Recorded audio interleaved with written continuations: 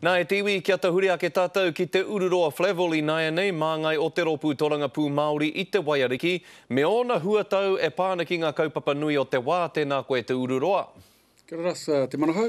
E hoa te kōwhiringa pōti motuhake o te tai tokerau e kainamu mai nei. E whakapono tonu ana koe katoa a Solomon Tipene? Ai rā hoki. Konei nā kōrero ko puta i ngā tauranga ko oti nei a mātou i ngā rātata ko ipāke.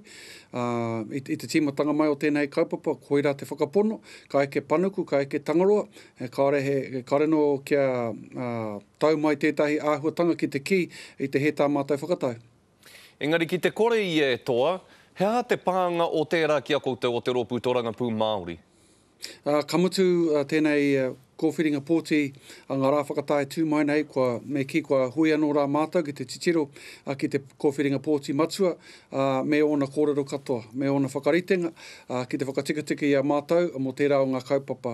Mena ko ai ka mōhio, nā te putanga mai o te kau te whakamutunga te rā horoi ko mōhio hea te aha, ka mutu mā reira, ka whakaritere te mātou i a mātono mo te pikitia nui me ki, he wāhi noi ho tēnei o te pikitia nui. Ahakoa pēhea te hua ka puta hei nei arangi whakatānei te Ururoa. Ka tū tonu a Solomon Tipene hei māngai mō koutou ki roto i te kōwhiringa pōti o te motu? Nā rungi te āhutango ngā kōrero o te tāhuhu kōrero o te Pāti Māori, te tikanga ka hoki anō rā ki te tīmatanga, ki te whiriwhiri tētahi mea, hei whakakiki te whāwhārua, mena ka toa ia a te rāhoroi, tōna tikanga ka noho ia hei waha kōrero mo te tai tokerau, mo te kōwhiringa pōti a te motunga o tēnei tau.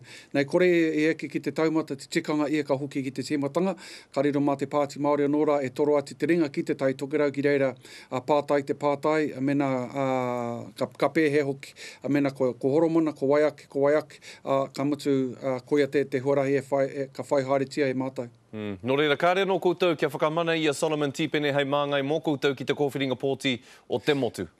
Karakau e kore tae nā here o te tāhuhu kōrero o te Pāti Māori arā o te Constitution. Me kōrero tāua mo te pūtahi āiwi Aotearoa hi Tareiria e kōrero hia nei ara te Trans-Tasman Agency. Kei te tautoko te ropu toranga pū Māori i tērā? I tēnei wā, kei te tautoko ak, ka reira tētahi paku āwangawanga me ki mō ngā mea pēnei te rongoā, te rongoā Māori me ngā taonga o te ao Māori. Engari, i tōna mutunga mai ka tautoko ake, arano nā pāinga o te hoko mai ia tātou ki Ahitareiria ki a tātou. I kōrero koe mō tātou rongoā Māori, ka pai tonu o tātou rongoā i raro i taua kaupapara?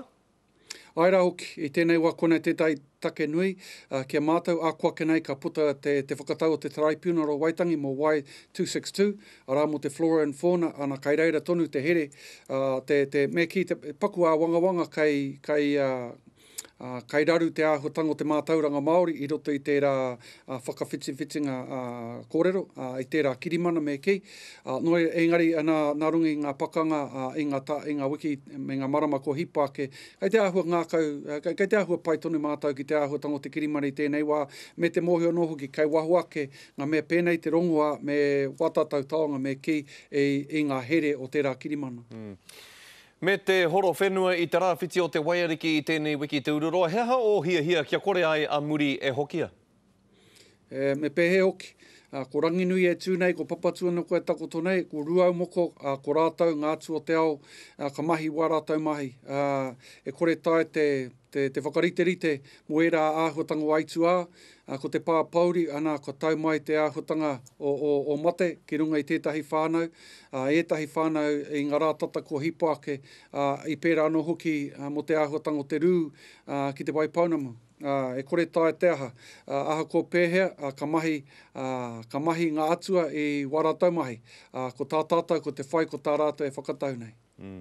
Te Ururoa Flevoli māngai mo te ropu toranga pū Māori i te Waiariki. Tēnā rā koe hoa.